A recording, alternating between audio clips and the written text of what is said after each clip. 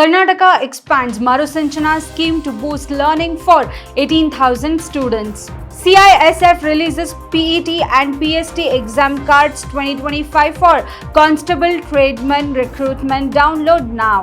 IIT Madras research targets early diabetes detection through genetic clues. Columbia University expands global dual degree programs with City UHK partnership. Trump administration pushes patriotic education through federal grants, sparking national debate.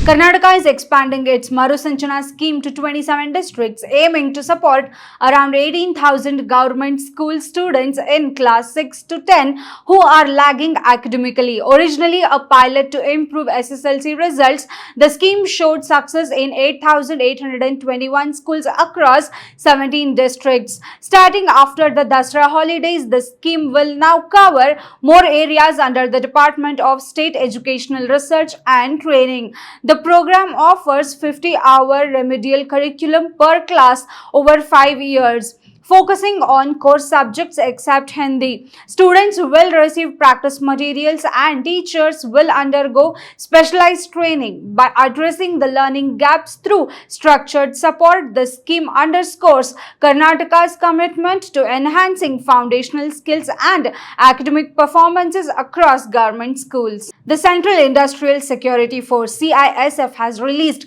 the admit cards for physical efficiency test and physical standard test for constable and tradesman recruitment 2025. The test, part of the selection process for 1,161 vacancies, will begin from September 26, 2025. Candidates can download their e-admit cards for the official CISF recruitment website using their registration ID and password. Admit cards includes vital instructions and details such as the reporting time and recruitment center, which must be strictly followed. No request for center changes will be accepted. Candidates must bring a printed admit card and valid photo ID to their test venue. Regular checks of CISF website for further updates and instructions. IIT Madras, in partnership with Sun Life Global Solutions, is leading a groundbreaking research initiative to identify genetic markers and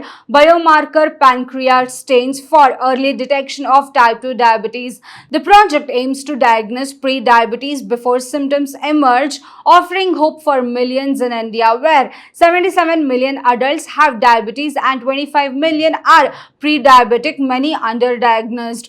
Traditional tests detect diabetes only after it develops, but this research explores 10 to 12 genetic indicators that could predict risk earlier in the years.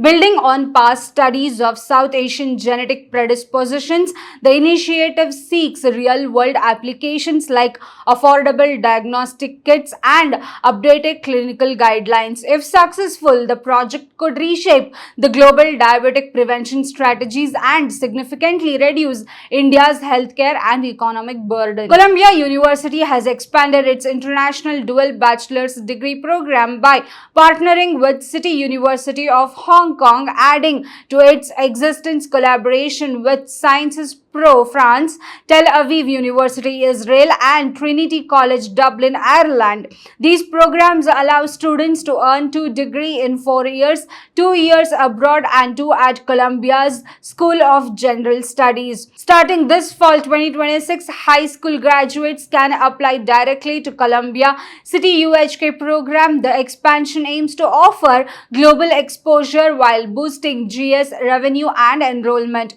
Columbia's dual degree model builds on earlier partnership, including with Jewish Theological Seminary and Juilliard.